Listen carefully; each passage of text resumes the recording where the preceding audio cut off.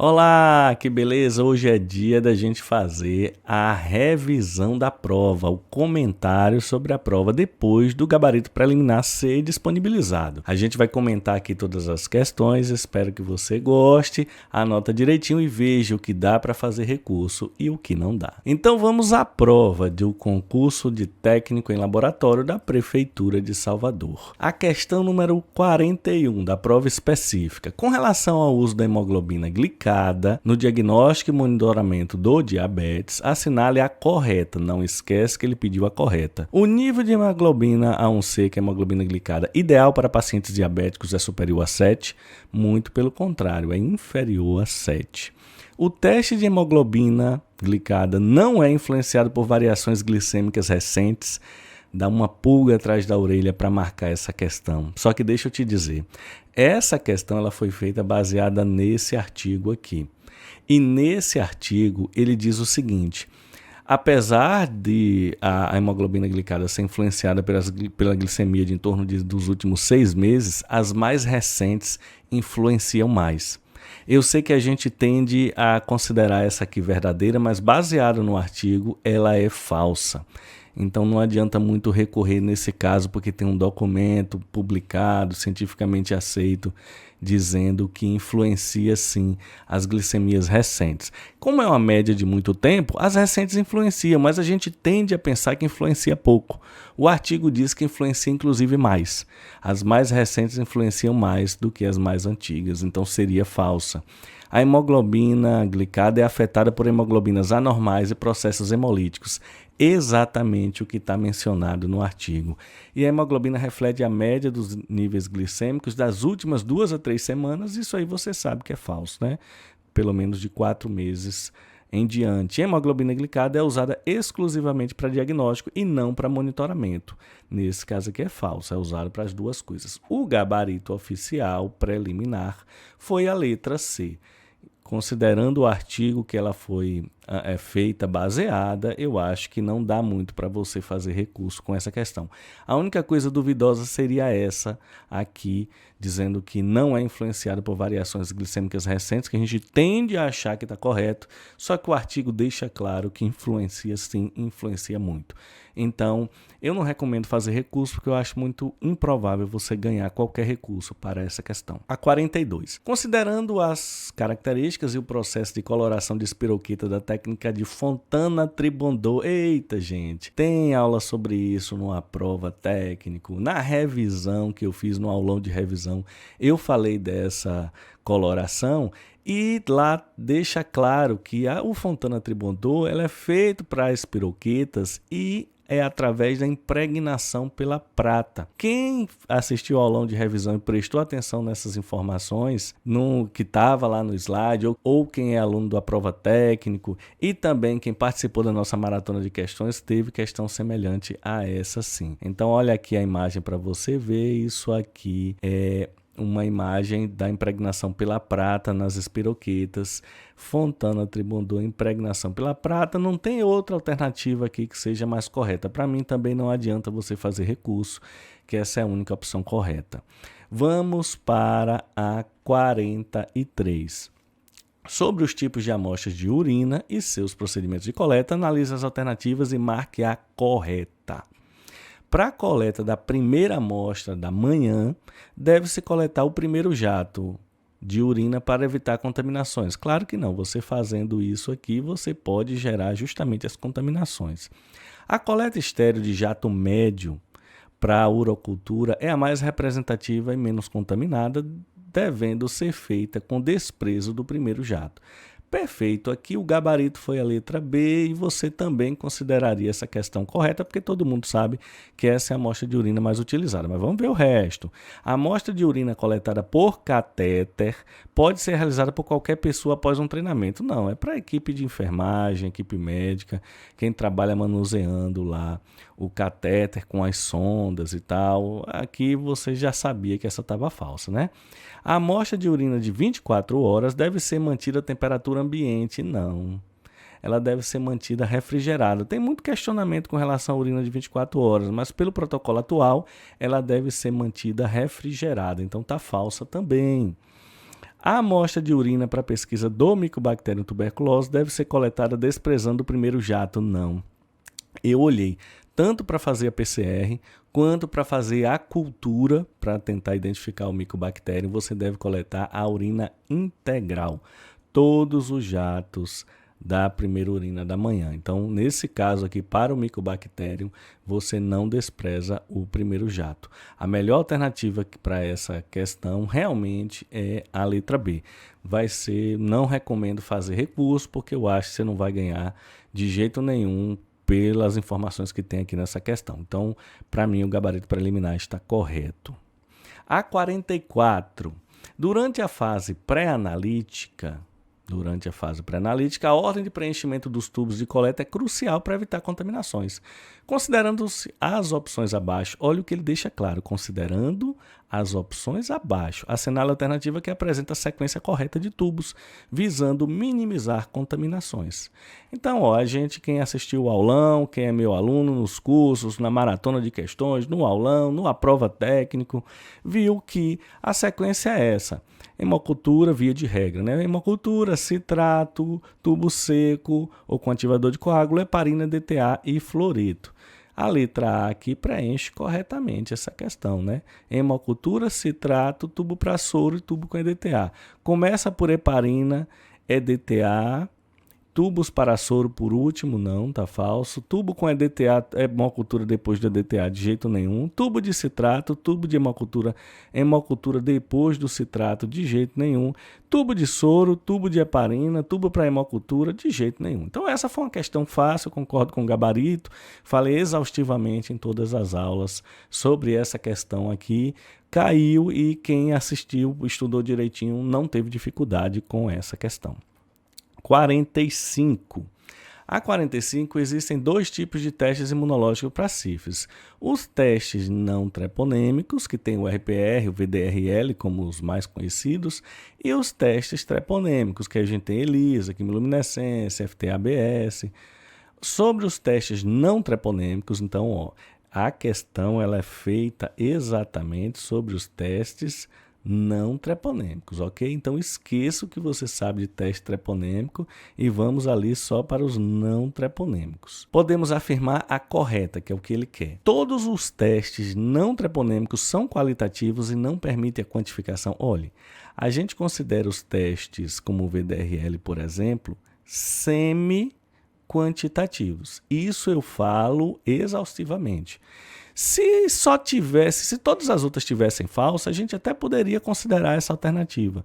Mas falar que todos são qualitativos e não permite quantificação, a gente faz uma quantificação indireta, que é através da diluição seriada.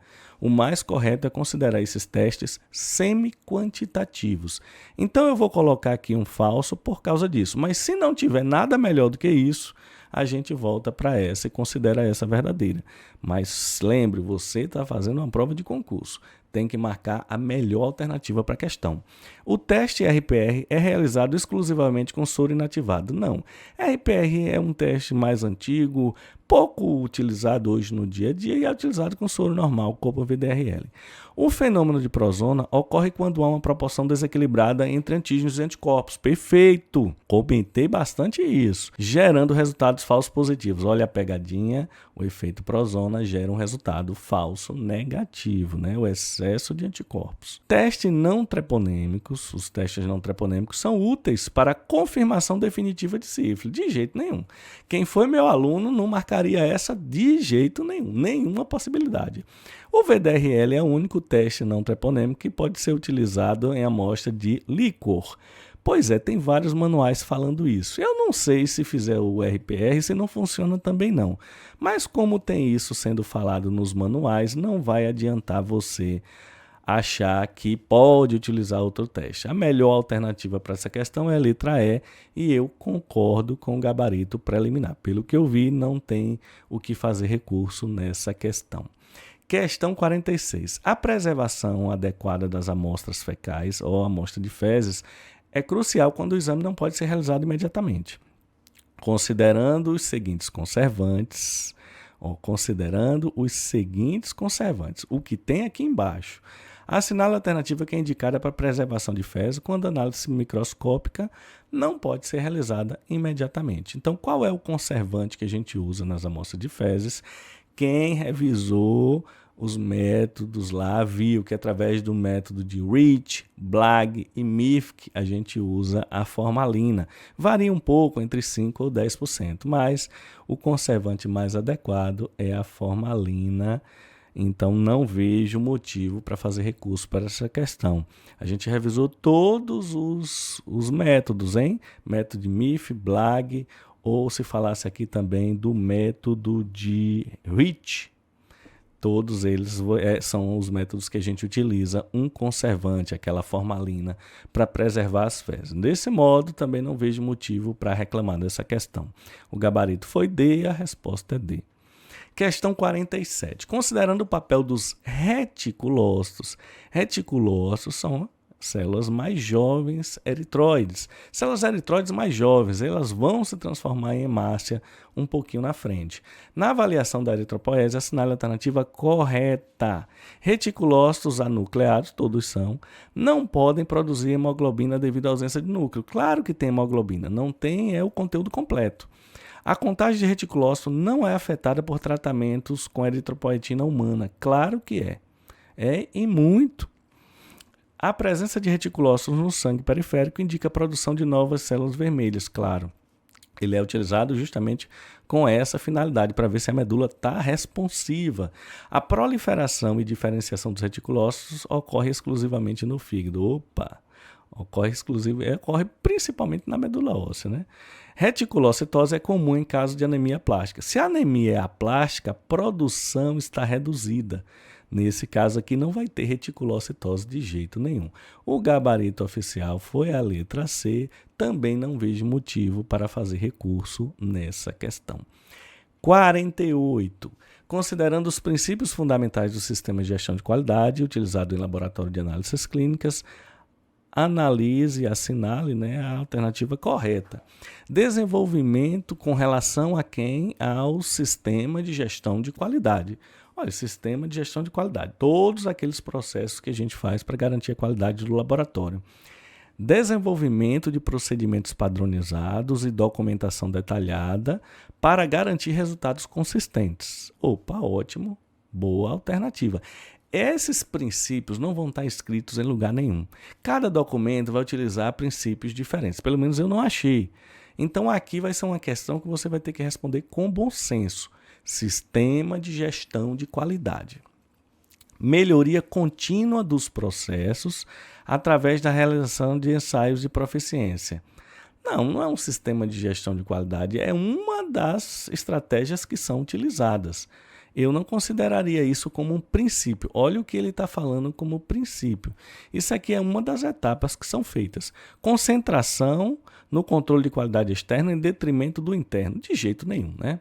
Foco na implementação de tecnologia de ponta para análises mais rápidas. Isso aqui não é gestão de qualidade. Gestão de qualidade é você tentar aprimorar os processos para os equipamentos que você já tem. Se puder vir equipamentos novos, ótimo. Se não, você trabalha com os que você tem. Delegação de todas as atividades de controle de qualidade para a equipe terceirizada. De jeito nenhum, né? Quem tem que fazer são os profissionais lá. A melhor alternativa, a meu ver, para essa questão, realmente é a letra A, não tem o que você reclamar. É uma questão assim meio subjetiva, sim, mas olhando todas as outras e pensando que o que ele pediu foram os princípios do controle do sistema de gestão de qualidade, eu acho que não tem o que você mexer nessa questão. O gabarito oficial foi a letra A, né? Questão 48 foi a letra A, não vejo motivo para você reclamar. Questão 49. No processo de uranálise, uma das etapas é a análise da fita reagente.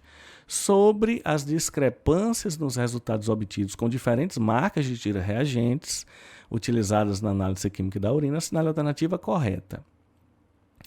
O analito de glicose, nitrito, esterase leucocitária, sangue apresentam maior variação entre as marcas testadas. Quais foram as marcas testadas? A fita C cortada, cadê a fita C? Na imagem da prova que eu recebi, não tem isso. Os resultados negativos na fita reagente sempre requerem análise sedimentoscópica adicional. Os não reagentes, não. O ideal é que você faça alguma análise adicional para os reagentes e, às vezes, não é análise microscópica. A fita A demonstrou menor sensibilidade. Cadê a fita A? Então, aqui ficou claro que eles não colocaram a imagem da questão. O gabarito dela, que foi divulgado preliminar, foi a letra A. Só que essa questão aqui, ela deve ser anulada, porque está faltando informação. Nesse caso, eu recomendo que você faça recurso pedindo para que ela seja anulada. Não é mudar o gabarito. Lá nas opções de recurso, quando estiverem disponíveis, você vai pedir que essa questão seja anulada por falta das informações, por falta da imagem, beleza? Então, a gente já viu aqui que a questão 49 da prova tipo B, ela merece ser anulada porque ela está com esse probleminha que veio faltando informação.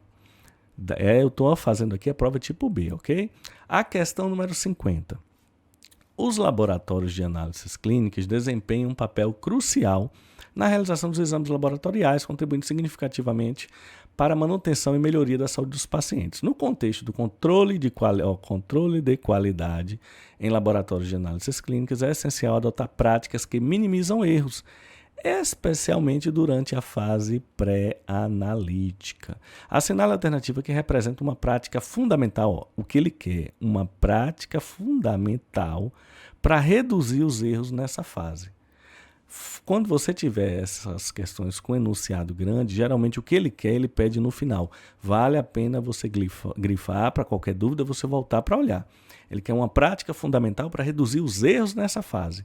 A utilização de equipamento de alta tecnologia para análise de amostras. Equipamento de alta tecnologia é fase analítica, não é fase pré-analítica. Implementação de sistema de gestão de qualidade para padronizar os processos internos do laboratório. Só isso? Não. Só isso também seria fase analítica. Realização de auditorias internas frequentes para verificar a conformidade dos processos laboratoriais. Essa daqui está mais ou menos, porque processos laboratoriais inclui todos os processos. Fornecimento de orientações claras e precisas aos pacientes sobre a preparação para a coleta de amostra. Olha, essa alternativa está melhor. Está bem melhor, já que ele deixa claro que ele quer para uma fase pré-analítica. Adoção de certificações externas como o PNCQ e o PELM para garantir a credibilidade.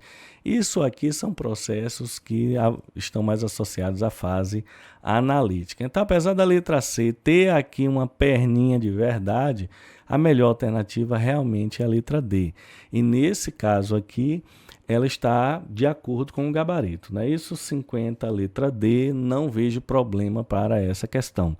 Você pode até achar que a letra C poderia responder também, mas vai ser difícil um recurso para esse tipo de questão aqui. Eles só aceitam recursos quando está bem claro que houve um erro na questão, certo? Então, nesse caso da 50, da prova tipo 2, acho que não tem problemas com o gabarito preliminar. Questão 51.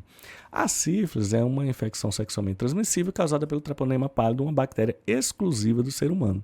A transmissão ocorre principalmente pelo contato sexual e transmissão vertical, e raramente pode ocorrer por transfusão de sangue e acidente ocupacional. Considerando o uso de testes não treponêmicos, olhe de novo, para o diagnóstico e monitoramento da sífilis, assinale a alternativa verdadeira. Qual é a verdadeira aqui?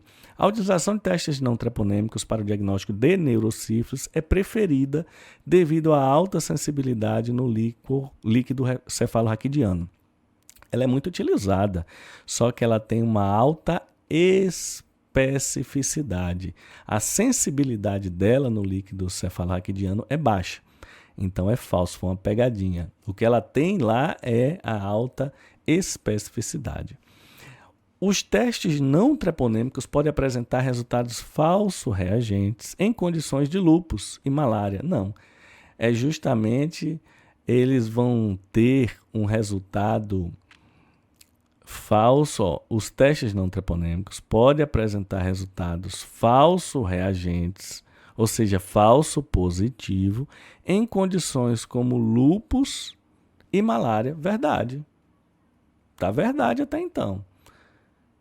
falso reagente, ou seja, falso positivo. Tá verdade essa letra B. Os testes não treponêmicos podem apresentar resultados falsos reagentes em condições como lúpus. É muito comum, inclusive, os testes não treponêmicos como VDRL e malária. Perfeito.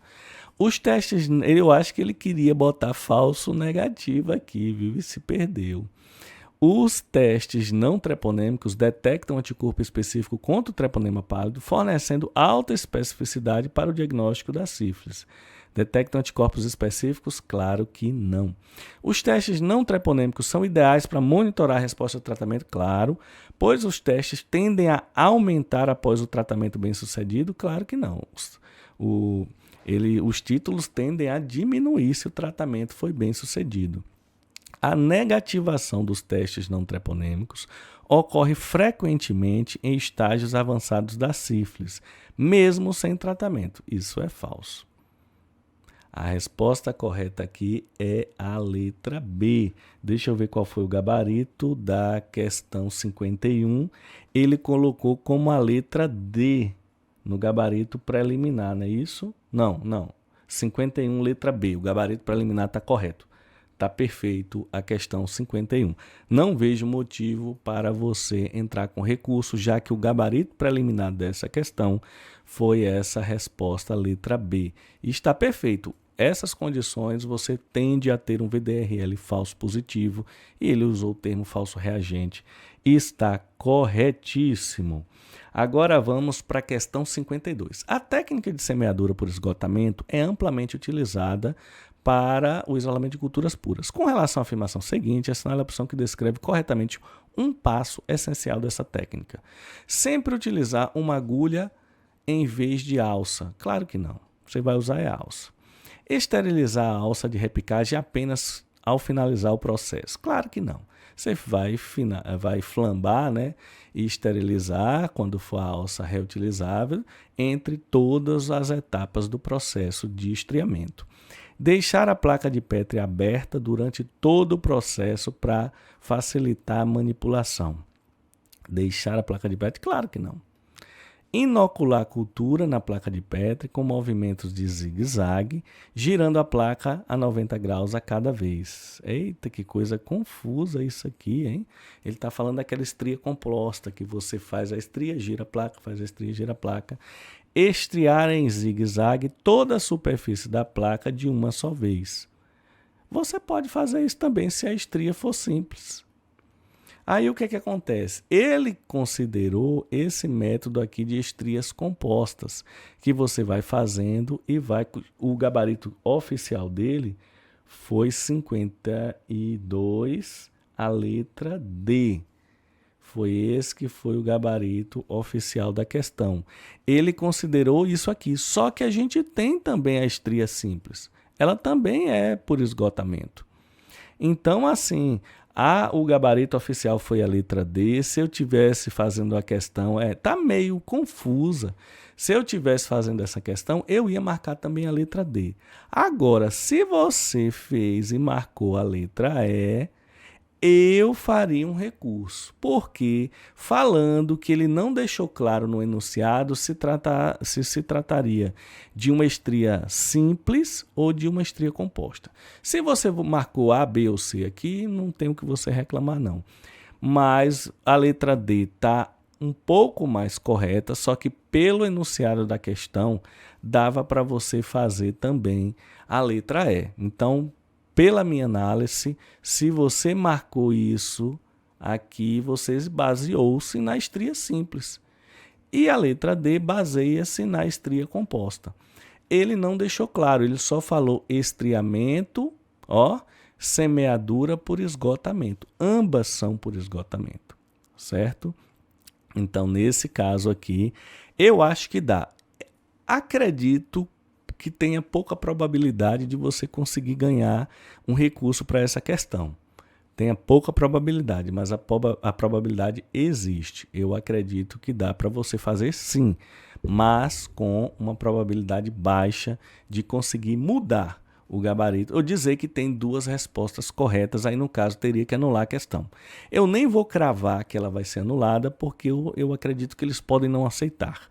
Mas se eu tivesse errado, marcado a letra E, eu falaria sim que essa questão merece ser anulada por ter duas possíveis respostas corretas, mesmo a letra D estando aqui mais conectada, mas isso não importa, tem uma brecha, eu estou lhe dizendo que você pode tentar. Questão 53. Com relação à etapa de processamento de amostra de urina para análise do sedimento, assinale o item correto a respeito das práticas recomendadas. Centrifugar a amostra numa velocidade de 3.000 por 10 minutos. Não. A centrifugação da urina ela é uma centrifugação mais baixa. Seguir a centrifugação a baixa velocidade de 1.500 a 2.000 e por um período de 5 a 10 minutos para preservar os elementos. Correto? Utilizar uma proporção de 1 ml de urina para 1 ml de sedimento, não existe isso, vai depender de cada paciente. Evitar a centrifugação e analisar o sedimento diretamente da amostra, de jeito nenhum. Manter a amostra a uma temperatura elevada, de jeito nenhum. Então, a alternativa correta para essa questão é a letra B. A letra B aqui, nesse caso, é a alternativa correta. Qual é a referência, professor? NRB 15268, 15268 de 2005. Qual foi o gabarito preliminar que saiu para essa questão 53? Saiu como sendo a letra D. Mas essa letra D está falsa. Então aqui, se você errou essa questão, eu recomendo você fazer um recurso que com certeza você vai ganhar, pedindo para considerar a verdadeira a letra B de bola, seguir uma centrifugação de baixa velocidade. E você pode até citar essa NRB aqui, 15.268 de 2005. Ela deixa claro que deve ser feito exatamente dessa forma. Então, nesse caso aqui, essa questão merece um recurso para mudar o gabarito. Eu acredito, com certeza, se fizer, você ganha a mudança desse gabarito da 53, porque o gabarito preliminar dela foi letra D, e na verdade é a letra B de bola, na prova tipo 2. 54. A coloração de Albert Labor, eita, tem ela no curso à prova, teve essa questão na nossa maratona, teve no aulão de revisão, a gente falou dessa coloração. As duas que estavam prometidas cair na prova, caíram todas as duas. É um método auxiliar importante no diagnóstico de difteria. Em relação aos procedimentos e aos resultados esperados dessa coloração, assinale a correta.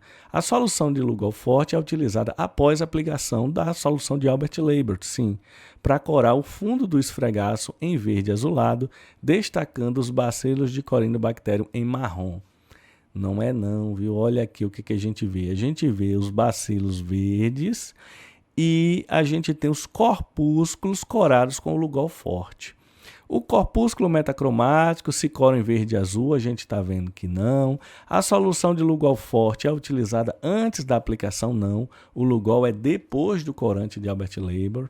O método de Albert Labor não utiliza a solução de Lugol-Forte, claro que utiliza. E a solução de Albert Labor contém azul de toluidina e verde malaquita. Estava lá no meu slide do aulão.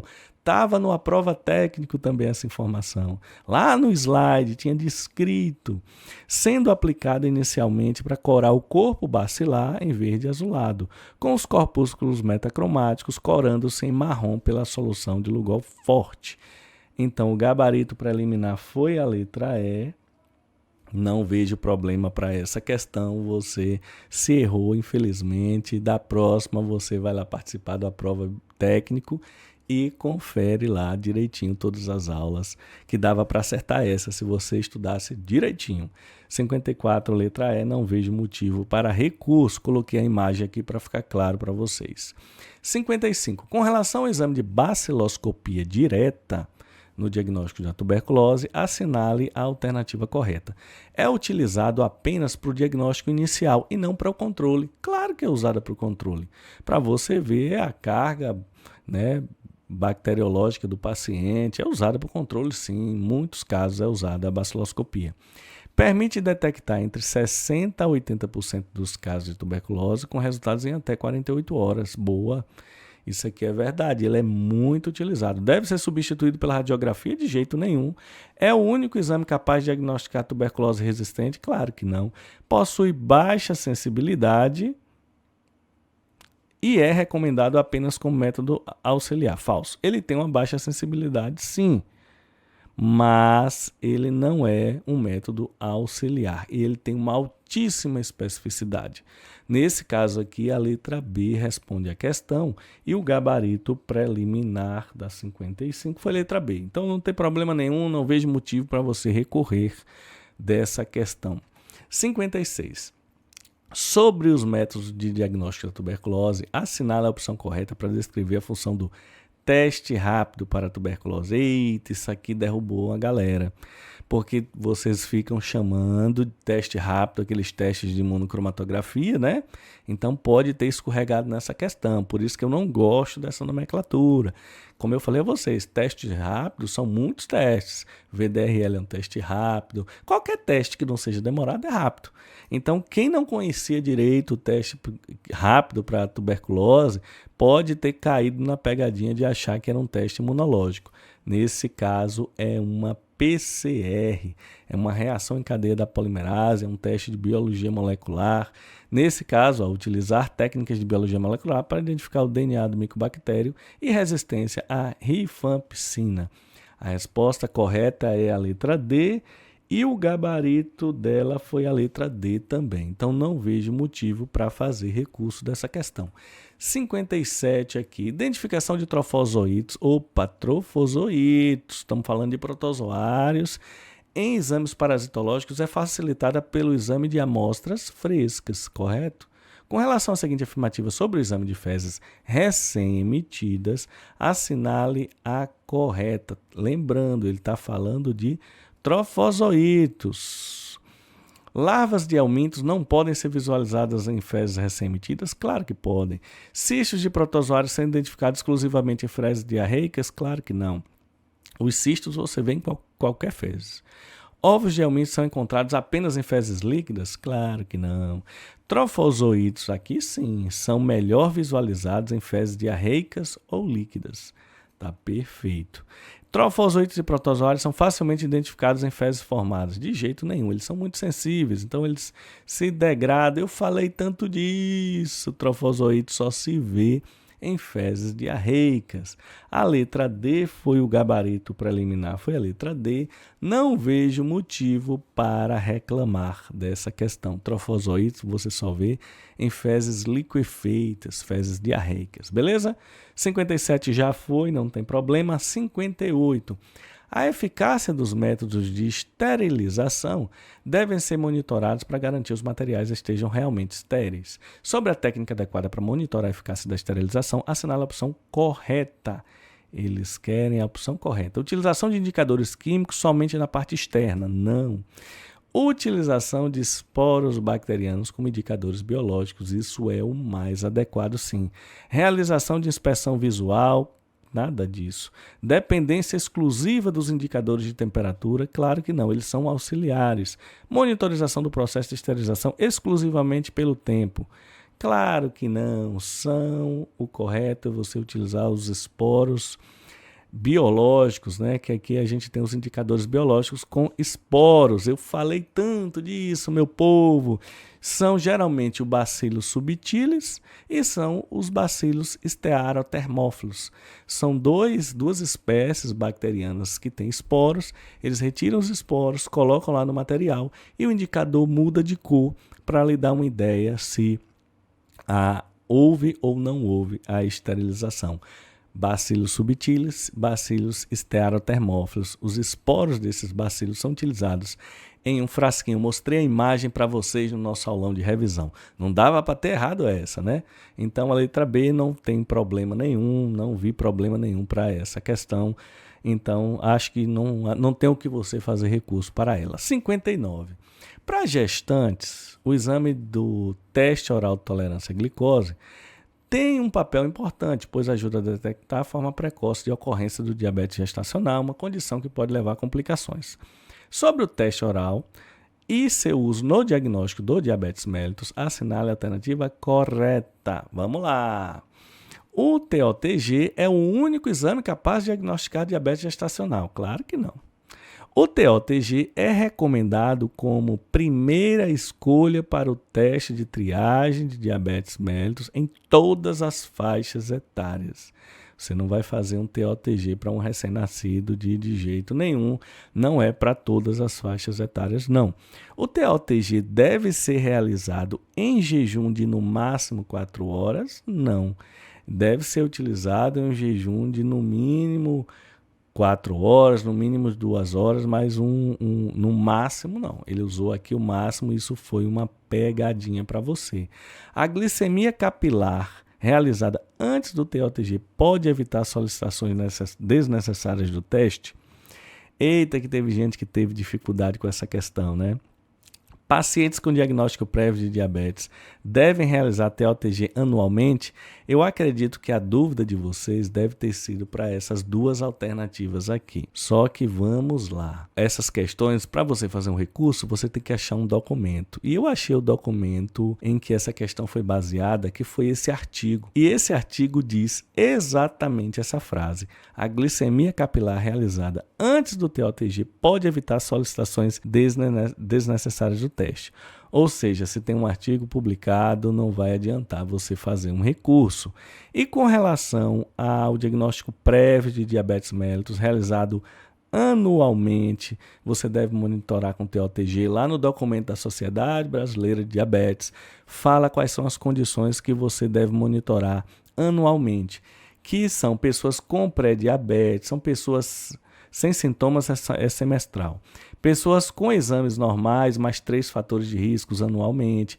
Pessoas com exames normais e esses critérios aqui muito alto anualmente. Então, nesse caso aqui, paciente com diagnóstico prévio de diabetes deve realizar TOTG anualmente, seria falso, baseado na diretriz da Sociedade Brasileira de Diabetes. Nesse caso aqui, a melhor alternativa vai ser a letra D. Não adianta você fazer recurso, porque essa questão ela foi feita baseada nesse artigo aqui. E o artigo diz exatamente a letra D. A glicemia capilar realizada antes do TOTG pode evitar solicitações desnecessárias do teste. É um artigo que bate muito nessa afirmação. Não adianta fazer recurso, essa alternativa é a melhor para essa questão. Questão 60. Considerando os procedimentos de coleta de urina para exames laboratoriais, assinale a alternativa correta. A amostra coletada por catéter deve ser realizada apenas por profissionais capacitados e com competência legal. Claro, né? Isso aqui não tem o que você questionar. A amostra fracionada de urina deve ser mantida em temperatura ambiente até o envio ao laboratório. Não, ela deve ser refrigerada. A amostra aleatória de urina deve ser coletada após o paciente ficar pelo menos 4 horas sem urinar. Não. Eu achei um documento que fala que o mais recentemente é pelo menos 2 horas, quando uso o termo amostra aleatória. Pelo menos 2 horas, não são 4 horas. Pelo menos 2 horas sem urinar. Tem alguns laboratórios que consideram 4 horas, mas é isso. Para você fazer um recurso para uma questão, você tem que ter um documento. E os documentos que eu achei, todos falam 2 horas. A amostra de todo o volume urinário envolve a coleta da primeira urina da manhã, desprezando o primeiro jato. A amostra de todo o volume urinário envolve a coleta da primeira urina da manhã, desprezando o primeiro jato. Não, você despreza a urina toda quando você faz a amostra de todo o volume urinário. Se for de 24 horas, você despreza a primeira urina toda e vai coletando até o final. Então, nesse caso aqui, falso. A amostra de urina para pesquisa de micobactéria e tuberculose deve ser coletada em frasco comum. Claro que não, né? Tem que ser coletada em um frasco estéril. E desse modo a gente corrigiu as 60 questões. Essa daqui é a melhor alternativa. Não vejo motivo para você fazer um recurso para essa questão. Espero que você tenha gostado da revisão. Acompanhe aqui os nossos cursos. Aproveite e se inscreve nesse canal do YouTube, que você com certeza vai gostar de todo o material que a gente produz. Até as próximas aulas!